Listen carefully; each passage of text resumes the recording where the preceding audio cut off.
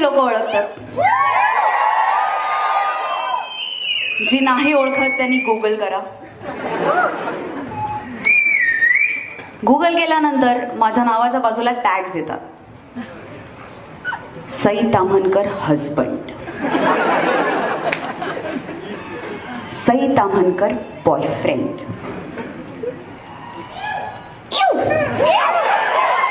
Sai Tamhankar hot, Sai Tamhankar bikini, Sai Tamhankar Instagram. आयला picture केलेत मी का नाही? गुगलचा गजनी झालाय माझ्या बाबतीत.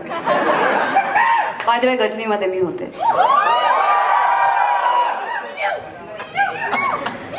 मला जास्त लांबड लावायची सवय नाही, थेट मुद्द्याला हात घालते.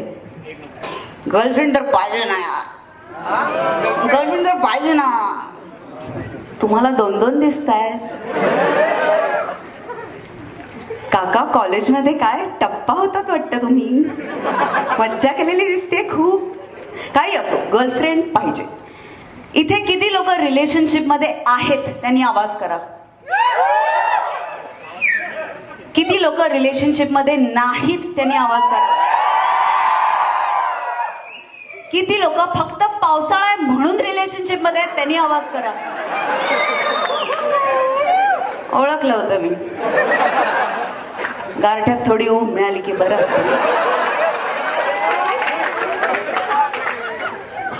बरं, या तिन्ही झोन्स मध्ये मी नाहीये. मी सिंगल आहे. नाही अवेलेबल नाहीये. मला पण असं कधी कधी वाटतं की माझा पण बॉयफ्रेंड असावा. माझ्या पण नॉर्मल मुलीसारख्याच अपेक्षा आहेत. माझा पण बॉयफ्रेंड असावा, मी त्याच्यावरती बाईकवर फील घ्यावा, हवेचा फील, रिक्षा रोमॅन्स करावा.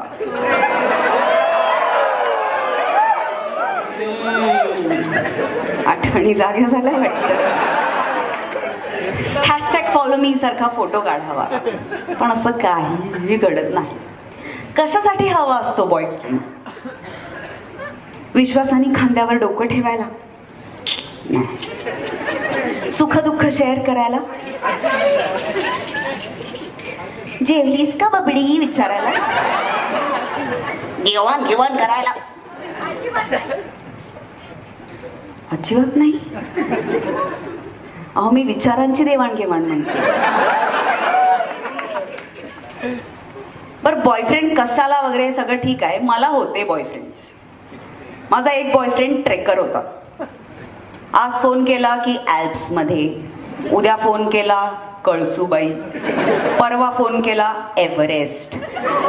म्हणजे माझ्या पिक्चरचं शूटिंग होऊन, तो पिक्चर रिलीज होऊन, त्याची सक्सेस पार्टी होऊन, सगळं झाल्यावर पण हे वाढीव गोड्याचं तिकडच. मग मी त्याला शेवटी एक लॉजिकल आणि प्रामाणिक प्रश्न विचारला. सोन्या, अजून किती दिवस दगडांवरच चढत बसणार आहेस?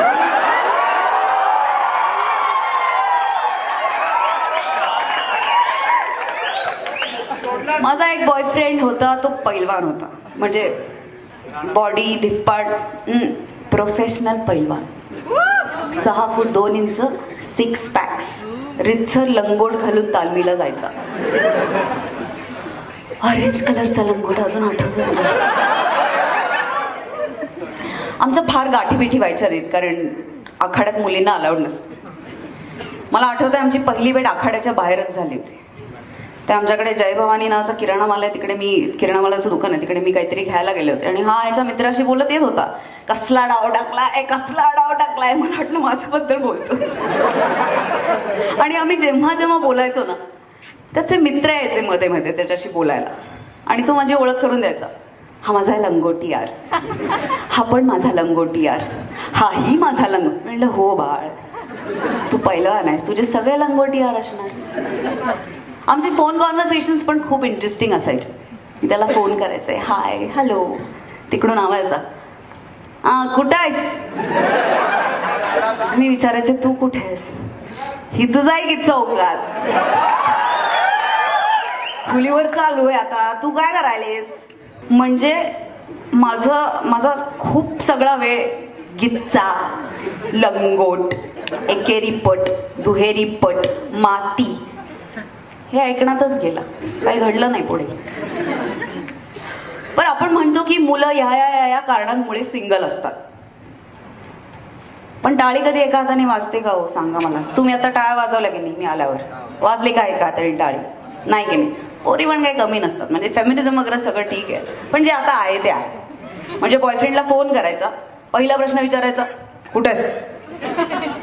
हाय तरी म्हण, कसा आहेस तरी विचार, कुठेस, कोणाबरोबर आहेस? जर चुकून तुम्ही तिच्या मनातलं उत्तर दिलं तर मेलं पोरग.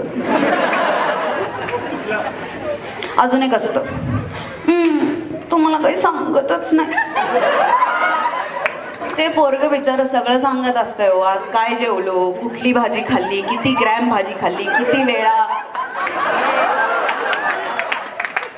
आणि नाही सांगितलं एके दिवशी तर याचा अर्थ असं नाही ना की त्याला दुसरी मुलगी आवडली आहे. प्रॉब्ली तो असा विचार करत असेल की विराट कोहली हा शॉट आज का खेळला असेल. अजून एक असतं, तू तिच्याकडे का बघत होतास? तुम्हाला काय वाटतं पोरी पोरांकडे बघत नाही? एकतर सगळ्यांना हवा असतो ऋतिक रोशन, नाहीतर अमेय वाघ. आणि एक असतं, शिव्या देऊ नको हा प्लीज.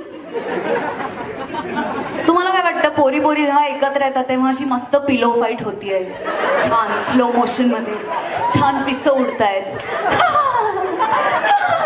असे आवाज येत आहेत. एकदा पोरींची कॉन्व्हर्सेशन ऐकून बघा, कानातनं रक्त येईल. पण ह्याच पोरींनी जर ठरवलं तर त्या पोरांना सगळ्या क्षेत्रात मागे टाकू शकतात. अभ्यासात असो, करिअरमध्ये असो, किंवा अश्लील बोलण्यात असो.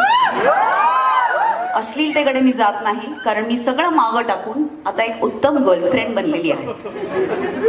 आणि तुम्हाला गंमत माहिती आहे का, मला सगळ्या पिक्चरमध्ये चूच भेटतात. आधी बच्चू, आता नच्चू.